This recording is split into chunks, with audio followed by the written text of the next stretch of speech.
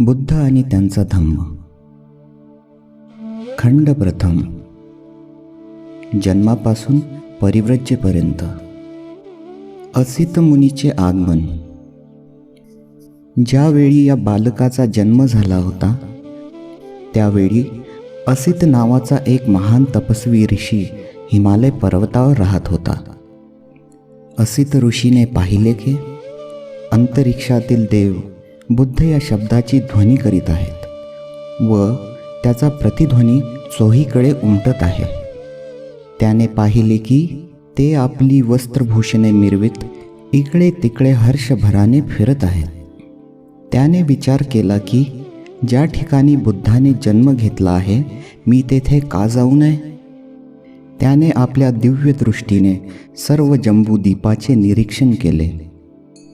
तेव्हा शुद्धोदनाच्या गृही तळपणारे एक दिव्य बालक जन्माला आले असून त्यामुळे अंतरिक्षातील सर्व देव हर्षनिर्भर झाले आहेत असे त्याला दिसले. आणि म्हणूनच तो महान ऋषी उठला आणि आपला पुतण्या नरदत्त याला बरोबर घेऊन राजा शुद्धोधनाच्या गृही आला व त्याच्या राजवाड्याच्या प्रवेशद्वारी उभा राहिला. तेथे त्याने लाखो लोक गोळा झाल्याचे पाहिले. तेव्हा तो द्वारपालाजवळ गेला आणि त्याला म्हणाला, अरे, राजाला जाऊन सांग की दाराशी एक तपस्वी उभा आहे.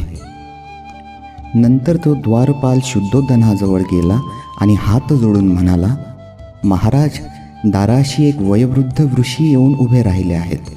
ते आपणाला भेटण्याची इच्छा करीत आहेत.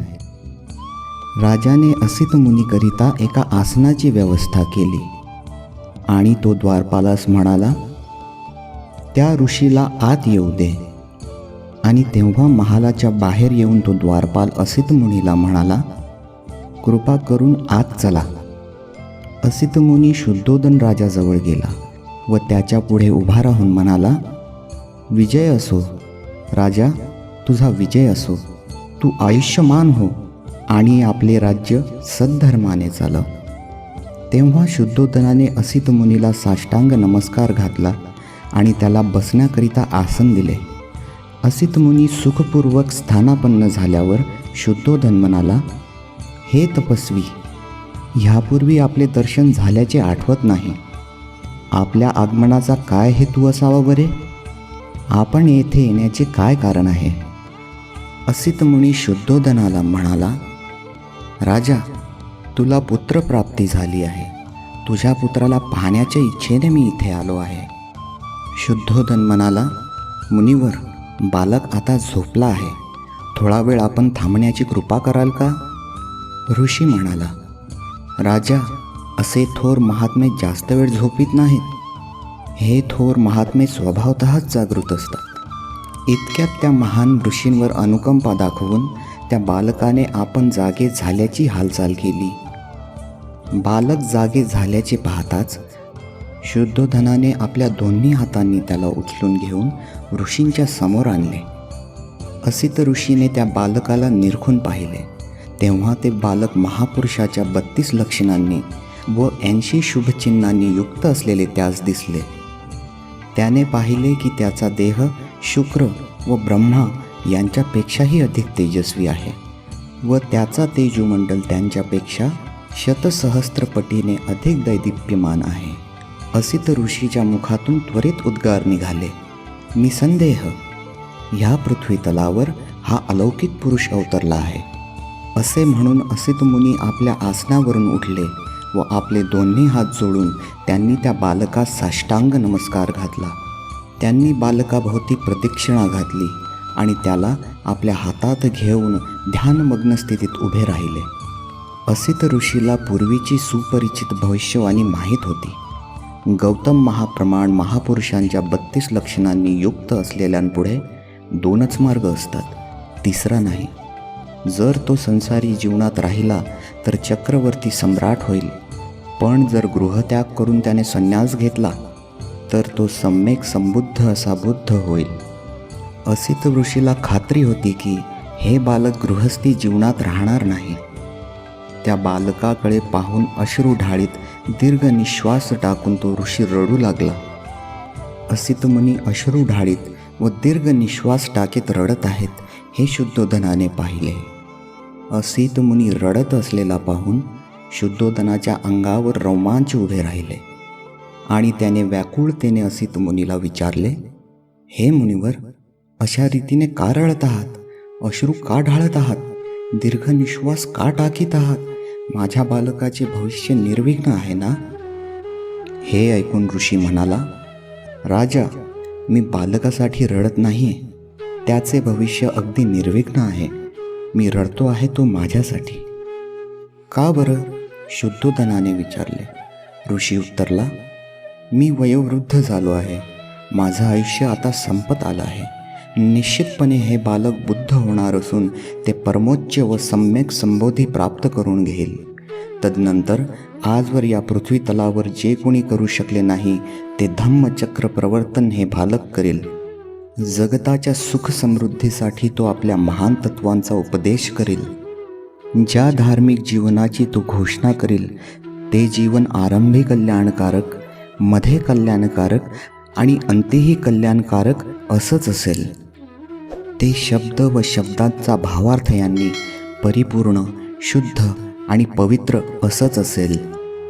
ज्याप्रमाणे एखादे उंबराचे फूल क्वचितच वेळी व स्थळी ह्या जगात उमललेले दिसते, त्याचप्रमाणे असंख्य पर्व कालानंतर ह्या जगतात एखाद्याच वेळी व स्थळी पूजनीय बुद्ध उदयास येतात.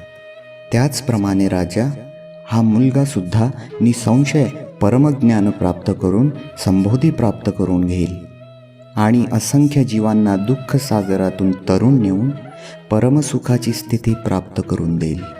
परंतु मी त्या बुद्धाला पाहू शकणार नाही म्हणून मी रडतो आहे आणि या दुःखामुळेच हा असा दीर्घ निश्वास टाकीत आहे, कारण मला या बुद्धाची पूजा करावयास मिळणार नाही. तदनंतर राजाने त्या थोर असित ऋषीला व त्याच्या पुतण्या नरदत्त याला यथायोग्य भोजन देऊन संतुष्ट केले. त्यांना वस्त्रदान देऊन त्यांच्या भोवती प्रदक्षिणा घालून वंदन केले. तेव्हा असित मुनी त्यांचा पुतण्या नरदत्त याला म्हणाला, नरदत्ता, जेव्हा हे बालक बुद्ध झाल्याचे तू ऐकशील तेव्हा त्याच्याकडे जाऊन त्याच्या ज्ञानमार्गाचा अनुग्रह कर.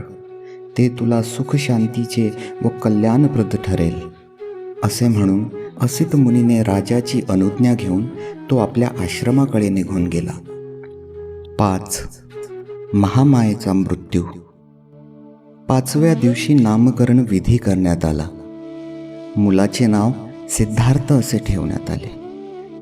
त्याचे गौत्र नाम गौतम होते, म्हणून त्याला सिद्धार्थ गौतम या नावाने लोक संबोधू लागले. मुलाच्या जन्माचा आनंदोत्सव व नामकरण विधी समारंभ सुरू असतानाच महामाया एकाएकी आजारी पडली व तिचे दुखणे बळावू लागले.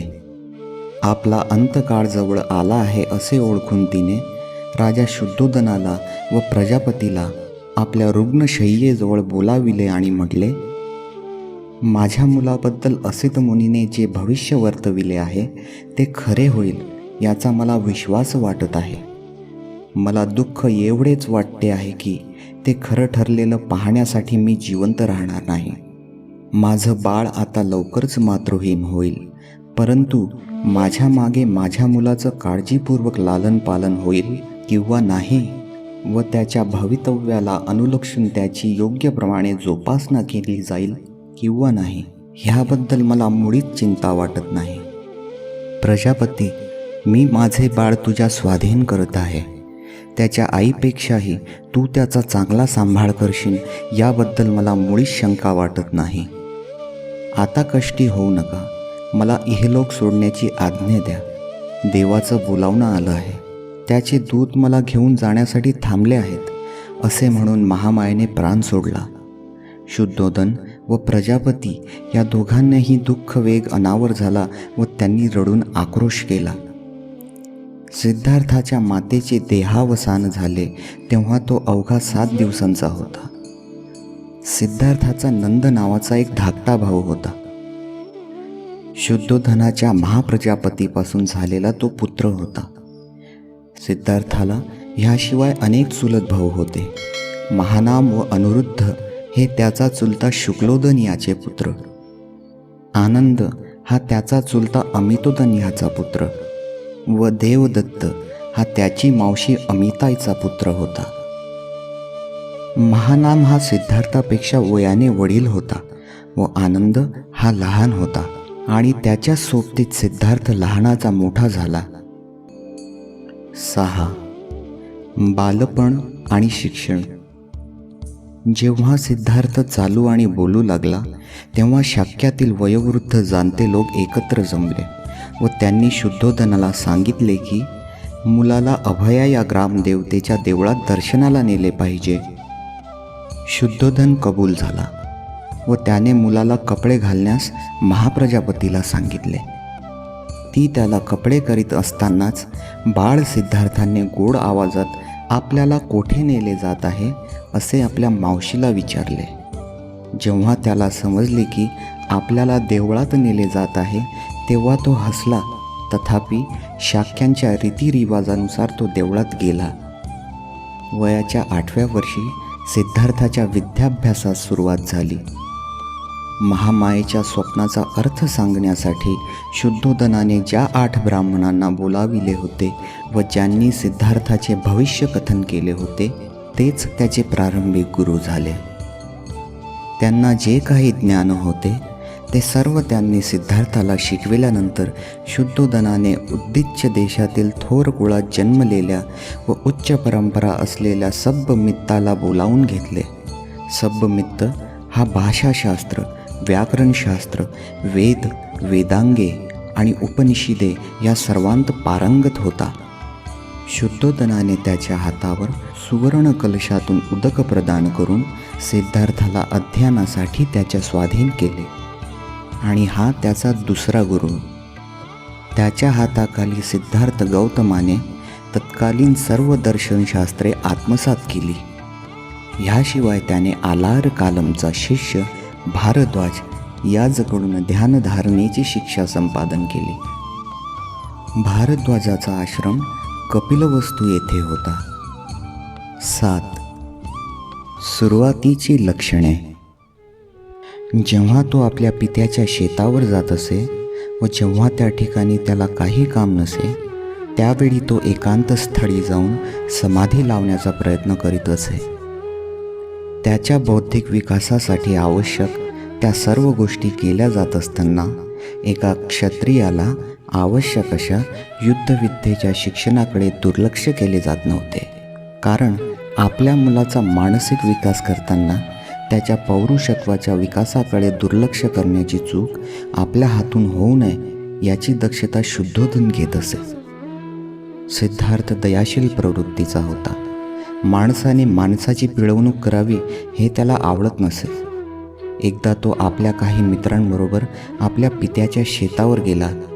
तेथे त्याने अंगावरील अगदी थोडक्या वस्त्रांनिशी अंग भाजून काढणाऱ्या कडक उन्हात जमीन नांगरणे, बांध घालणे, झाडे तोडणे इत्यादी कामे करत असलेले मजूर पाहिले. ते दृश्य पाहून तो अतिशय हळहळला. तो आपल्या मित्रांना म्हणाला, एका माणसाने दुसऱ्याची पिळवणूक करावी हे योग्य ठरते काय? मजुराने कष्ट करावे व त्याच्या कष्टाच्या फळावर मालकाने आपले जीवन जगावे हे कसे बरोबर असू शकेल? त्याच्या मित्रांना यावर काय उत्तर द्यावे ते कळेना. कारण ते जुन्या परंपरेचेच तत्त्वज्ञान मांडणारे होते. त्यांच्या मते मजुराचा जन्म हा आपल्या धन्याची चाकरी करण्यासाठीच आहे. आपल्या धन्याची चाकरी करण्यातच त्यांच्या जीवनाची इतिकर्तव्यता आहे. शाक्य लोक वप्रमंगल नावाचा एक उत्सव साजरा करीत असत. हा ग्रामीण लोकांनी धान्याच्या पेरणीच्या दिवशी साजरा करावयाचा उत्सव होता. शाक्य लोकांच्या प्रथेनुसार ह्या दिवशी प्रत्येक शाक्याला स्वतः आपल्या हाताने जमिनीत नांगर धरणे भाग पडत असे. सिद्धार्थ या प्रथेचे नेहमी पालन करीत असे. तो स्वतः नागर हातात धरीत असे. जरीही तो विद्वान होता तरी त्याने शारीरिक श्रमाचा कधीही तिरस्कार केला नाही. तो क्षत्रिय कुळात जन्मलेला होता आणि त्याला धनुर्विद्येचे आणि इतर शस्त्र चालविण्याचे शिक्षण मिळाले होते. परंतु दुसऱ्याला निष्कारण इजा करणे त्याला आवडत नसे. शिकार करणाऱ्यांच्या मंडळात तो सामील होण्यास तयार होत नसे. त्याचे मित्र त्याला म्हणत, तुला वाघांची भीती वाटते काय? तेव्हा तो उत्तर देई, मला माहीत आहे, तुम्ही वाघाला मारण्यासाठी जात नसून तेथे हरिण आणि ससे यांच्यासारख्या निरुपद्रवी प्राण्यांना मारण्यासाठी जात आहात. निदान तुझे मित्र किती बिनचूक निशाणबाजी करतात हे पाहण्यासाठी तरी तू ये, त्याचे मित्र त्याला आग्रह करीत. सिद्धार्थ अशा प्रकारच्या आमंत्रणालाही नकार देई आणि म्हणे, मला निरुपद्रवी प्राण्यांना मारताना पाहणे आवडत नाही. सिद्धार्थाच्या या प्रवृत्तीमुळे प्रजापती गौतमी अतिशय चिंताग्रस्त होत असे. त्याच्याशी वाद घालताना ती म्हणे, तू विसरतोस की तू एक क्षत्रिय आहेस. लढणे हा तुझा धर्म आहे. शिकारीच्या मार्गानेच युद्धविद्येत निपुणता प्राप्त होते, कारण शिकारीने अचूक नेमबाजीचे शिक्षण मिळते. शिकार हे क्षत्रियांच्या युद्धविद्येचे शिक्षण घेण्याचे एक क्षेत्र आहे. सिद्धार्थ नेहमी गौतमीला विचारत असे, पण आई, क्षत्रियांना लढावे तरी का लागते? आणि गौतमी उत्तर देई, तो त्याचा धर्म आहे म्हणून. तिच्या उत्तराने सिद्धार्थाचे समाधान होत नसे. तो गौतमीला विचारी, मला असे सांग की माणसाला मारणे हा माणसाचा धर्म कसा होऊ शकतो? गौतमी उत्तर देई, ही प्रवृत्ती एखाद्या संन्याशाला योग्य आहे, पण क्षत्रियाने लढलेच पाहिजे. जर ते लढणार नाहीत तर राज्याचे रक्षण कोण करेल? पण आई, जर सगळे क्षत्रिय एकमेकांवर प्रेम करू लागले तर हिंसा न करता ते आपल्या राज्यांचे रक्षण करू शकणार नाहीत काय? ह्यावर गौतमी निरुत्तर होई. तो आपल्या मित्रांना आपल्याबरोबर बसवून समाधी लावण्यास उद्युक्त करण्याचा प्रयत्न करी. त्यासाठी तो त्यांना योग्य असे आसन घालून बसण्याची शिकवी. तो त्यांना एखाद्या विषयावर चित्त एकाग्र करण्यास शिकवी.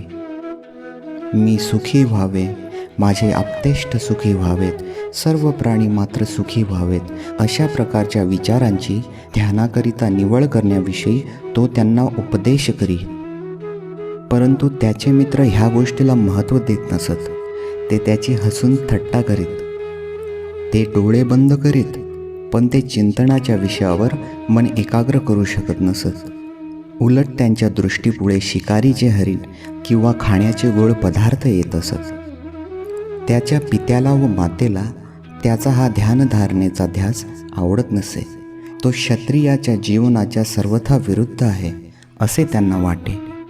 योग्य विषयावर चित्त एकाग्र केल्याने अखिल जगतातील मनुष्य मात्रांवरील प्रेमभावना वृद्धिंगत होते, ह्यावर सिद्धार्थाचा विश्वास होता. ह्या संबंधीची खात्री देताना तो म्हणे, आपण जेव्हा प्राणी मात्रांवर विचार करतो तेव्हा त्यातील भेदाभेद व असमानता ह्यापासून सुरुवात करतो. आपण मित्रांना शत्रूंपासून वेगळे करतो. आपण आपल्या पाळीव जनावरांना मनुष्य प्राण्यापासून भिन्न समजतो. आपण मित्र व पाळीव जनावरे यांच्यावर प्रेम करतो आणि शत्रू व हिंस्र पशूंचा द्वेष करतो. ही भेदरेषा आपण ओलांडली पाहिजे आणि आपण जेव्हा आपल्या चिंतनात व्यवहारी जीवनाच्या मर्यादेपलीकडे जातो तेव्हाच हे करू शकतो. अशा प्रकारची त्याची विचारधारणा होती. त्याचे बालपण परमोच्च प्रेमभावाने व्यापलेले होते. एकदा तो आपल्या पित्याच्या शेतावर गेला. विश्रांतीच्या वेळी एका झाडाखाली बसून तो निसर्गाची शांती व सौंदर्याचा आस्वाद घेत होता. इतक्यात आकाशातून एक पक्षी त्याच्यासमोर पडला. त्या पक्षाला बाण लागला होता व तो त्याच्या शरीरात रुतला होता. त्यामुळे तो पक्षी घायाळ होऊन तडफडत होता. सिद्धार्थ त्या पक्षाला वाचविण्यासाठी पुढे झाला. त्याने त्याच्या अंगातील बाण उपटून काढला. त्याच्या जखमेवर पट्टी बांधली व त्याला पिण्यासाठी पाणी दिले. त्याने त्या पक्षाला उचलले व ज्या जागी तो अगोदर बसला होता त्या जागी आला. त्याने त्या पक्षाला आपल्या उत्तरीय वस्त्रात गुंडाळले आणि ऊब देण्यासाठी त्याला आपल्या हृदयाशी धरले. सिद्धार्थाला आश्चर्य वाटले की या निष्पाप पक्षाला कोणी मारले असावे. थोड्याच वेळात त्याचा चुलत भाऊ देवदत्त शिकारीच्या सर्व आयुधांनिशी तेथे आला. त्याने सिद्धार्थाला सांगितले की आकाशात उडत असलेल्या एका पक्षाला आपण बाण मारला आहे तो पक्षी जखमी झाला असून काही अंतरावर उडून गेल्यावर तो इथेच कुठेतरी पडला असावा. तू तो पाहिला आहेस काय? सिद्धार्थाला त्याने विचारले. सिद्धार्थ होय म्हणाला व घायाळ स्थितीतून बरा झालेला तो पक्षी त्याने त्याला दाखविला. देवदत्ताने मागणी केली की माझा पक्षी तू माझ्या स्वाधीन कर, पण सिद्धार्थाने ते नाकारले. त्यामुळे त्या दोघांमुळे तीव्र वाद झाला. देवदत्ताचे म्हणणे होते की ह्या पक्षाचा मालक मी आहे, कारण शिकारीच्या नियमानुसार जो शिकार करतो तोच त्या शिकारीचा मालक होतो. सिद्धार्थाने या नियमाची अधिकृतता अमान्य केली. तो म्हणाला, जो ज्याचे रक्षण करतो त्यालाच त्याच्या मालकीचा हक्क प्राप्त होतो. ज्याला दुसऱ्याचा जीव घ्यावयाचा असतो तो त्याचा मालक कसा होऊ शकतो? ह्या वादात दोघांपैकी कुणीही माघार घ्यायला तयार होईना. शेवटी हा प्रश्न लवादाकडे नेण्यात आला. लवादाने सिद्धार्थ गौतमाचा दृष्टिकोन योग्य असल्याचा निर्णय दिला. ह्यामुळे देवदत्त सिद्धार्थाचा कायमचा शत्रू बनला. परंतु सिद्धार्थ गौतमाची करुणावृत्ती एवढी उत्कट होती की आपल्या चुलत भावाची मर्जी राखण्यापेक्षा एका निष्पाप पक्षाचा जीव वाचवणे त्याने अधिक पसंत केले. सिद्धार्थ गौतमाच्या बालपणीच प्रकट झालेली त्याची स्वभावलक्षणे ही अशी होती.